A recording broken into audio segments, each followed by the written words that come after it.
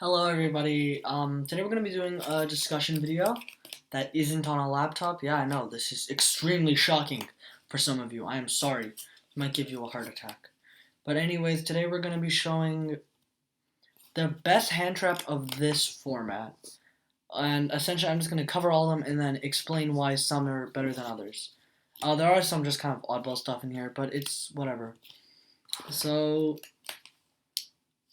here's like essentially our hand traps.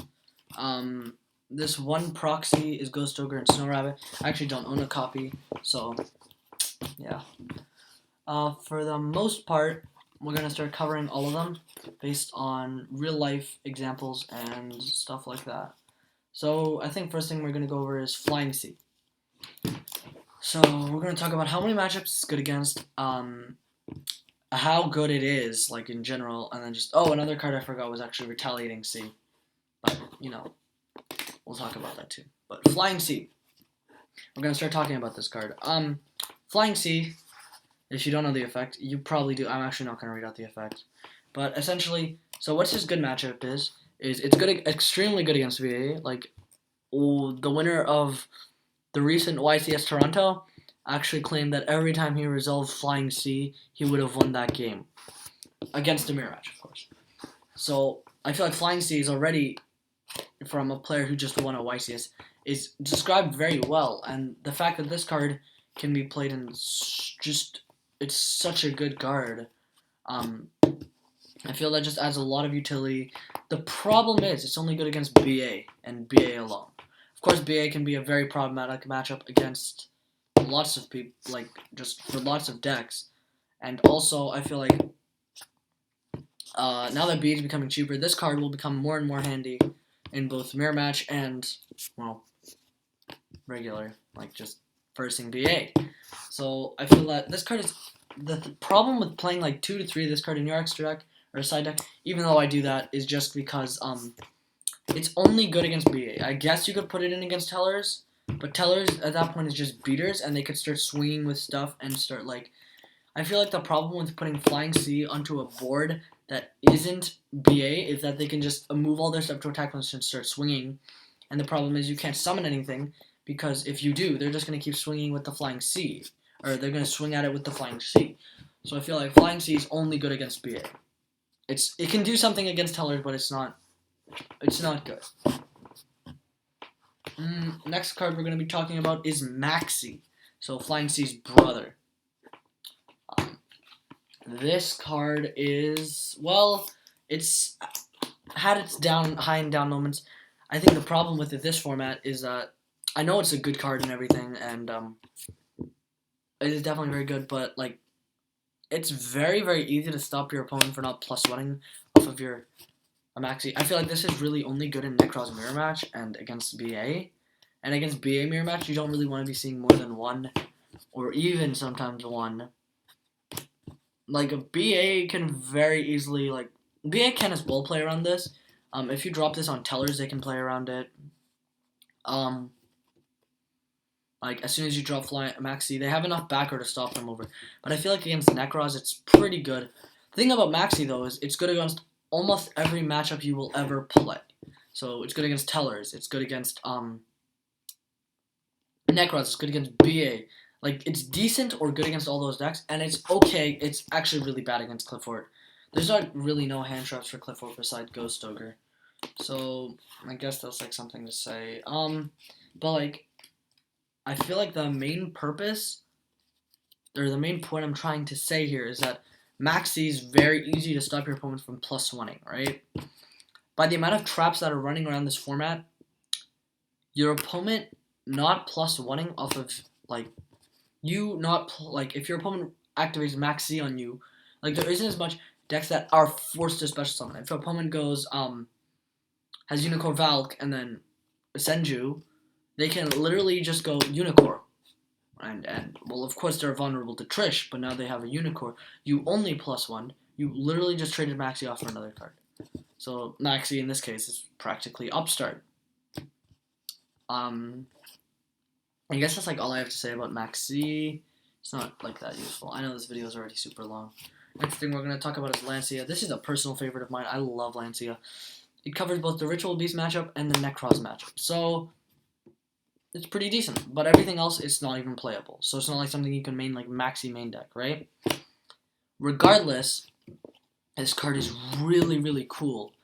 Also, it's an out to Flying Sea. You can literally just tribute this for Flying Sea if you're playing against, like, if you're playing BA or something. You can tribute your Flying Sea for a Lancia, or you can use a Fiend and tribute your Flying Sea for it. So that's really, really cool. What else you can do with Lancia is that Lancia can interrupt their mirrors and their Trish. I like interrupting their mirrors. Like, personally, I'd rather have them keep the Trish in their hand than like have them summon it and me use Lancia on it. Like, it's just so subpar. I'd rather use it on their Necroz mirror, forcing them so they couldn't banish their Shred or their Brio Colossus, and they'd have to use their hand or their field. And if they cannot resolve, well, they just lost the mirror. That they can't use that Necroz mirror this turn. So that already gives me a whole turn or something else to do. And of course, if they could summon that Trish, in which case, then Valk. Like, then, or not, sorry, Valk, sorry, that didn't make any sense. If they could summon that Trish, they would be forced to off of the Necroz mirror. So, that's why Lancia, I think, shines. Moving on to other cards. Valor, I feel like, I'm gonna, like, have a huge discussion on this, but, like, I feel like Valor just lost this time. This card used to be, like, the absolute bomb. Like, this card was such a good drop. I think, like, it's getting outclassed by cards like Fiendish Chain and, Breakthrough Skill, just because this card is excessively bad against BA, and it's okay against Shitals. Like, against Shitals, you can just negate their construct, and there you go. You don't have to worry about having a dead Valor. And if you're playing Mirror Match, I don't know why you're playing Valor. But it's, I don't know. It's only good against Necroz. And I wouldn't even side this in against Necroz. Honestly, like, I side in, like, other stuff besides Effect Valor. Like, I honestly don't even know. Valor just lost this time. I feel like it's going to be good again one day, but for a long time it's not going to be good. Magic Spectres don't care about Valor. Perform Clowns don't care about Valor. Necroz are starting not to care that much about Valor. Like, all that matters is if you Valor their Trish or their Valk. Like, you're never going to Valor Jew, because that's just bad. Like, unless you absolutely have to and it's an optimal timing, then. But, of course, like, it's not super, like, it doesn't always sophisticate, or it doesn't always pass its knees that cards like Fiendish King can do. Like, I keep Fiendish King against every match because I can stop big beaters. Like, I'm a rogue player, and that's why I do that. Like, I play Ritual Beast. I don't know if that's rogue, but next card is actually a proxy. It's Retaliating Sea. I don't have a copy. I'm really sorry. So it's good against Necroz and Shadals. It's actually not good against Infernoids, as people have told us. Lancia is also good against Infernoids, because it's like the same ruling as Snipe Hunter Stardust. You can't negate Snipe Hunter because you don't know whether or not it's going to destroy your monster. So you cannot, theoretically, use Retaliating Sea on their reasoning because you don't know if their reason is going to summon a card. It can theoretically summon a card, but it has to be a guaranteed chance of summoning that card. So Retaliating Sea doesn't work against BA. Not BA. I keep forgetting these names, in Fortnite. But, like, Lancia is still there. Lancia literally just gives you a whole turn against BA. So, or not BA, sorry. Infernoid. I keep getting those two mixed up. I've done it a lot now. But Retaliating Sea, very good against Shadals. You can make them find minus very hard. It's like playing macro, except in decks you can play macro. So, like, in Necroz, it's very good to play against Necroz.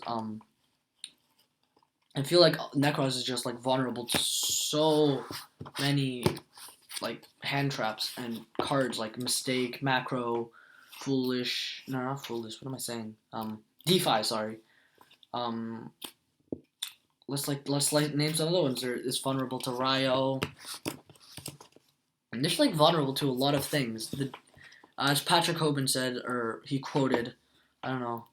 Yeah, he said this himself, but he said, Necroz is the best engine, but that does not mean it's the best deck. So I would agree with that, in this case, because, like, we have, like, 4 essentially floodgate cards, or hand traps, like, Retaliating Sea is a floodgate card, that would stop Necroz, which I feel is very, very strong. So, yeah. And the last card is just Ghost Ogre. I feel like Ghost Ogre was $80 for no reason. It's not even that great against what is it called? Chicken Game Exodia. It's not even that good. Like realistically, like what you're gonna pop their chicken game? Like it's not that great. Like I'm not gonna lie, it's not that great. Like I don't know what I don't know. It's just like I don't know why you spend $200 to $300 on $250 on Ghost Ogres when realistically all they can do stuff like they can do stuff in the future against Pendulums, but right now this card or this proxy is not too viable against the meta decks in at least TCG. It is not very viable, and Chicken Game Exodia or Chicken Game FDK is just it's like I played against it at locals, and I was playing Yugioh Performa Mage Trap Checks. Yeah, I know it's really weird, but it worked. I didn't get a good place, but it worked. I went 2-2. But regardless, like I feel like Damage Juggler should be in here too, but I don't feel like that's a worthy hand trap. Like it's not used as a very common hand trap. Regardless, I don't think Ghost Ogre does anything for us in the TCG, but it's there. So I guess if you could try something cool with it. But I don't know. That's kind of what I think about these. I feel like out of these, the best one as in like card advantage and stuff like that is probably Retaliating Sea, Alancia, and Flying Sea as an advantage wise. And I feel like just the best all around is Lancia, Retaliating Sea, and Maxi. And then I feel just like the most versatile is Maxi, like alone, because you can side that in and get practically everything. But realistically, I feel like my favorite one is personally Lancia. I love this card to pieces. It's just so good. So yeah, that's like about what I had to say. So yeah, I guess another example is like Puppet Plant, but this card is only used in ARG. So anyways, thank you for watching, everybody. This was a cool discussion video that wasn't on a computer. But anyways, hope you enjoyed. Hope you might have learned something, I guess. But I don't know, you might have not. But anyways, catch you guys next time with a Yu-Gi-Oh video, because we're not doing Vanguard videos very much anymore, are we? So yeah.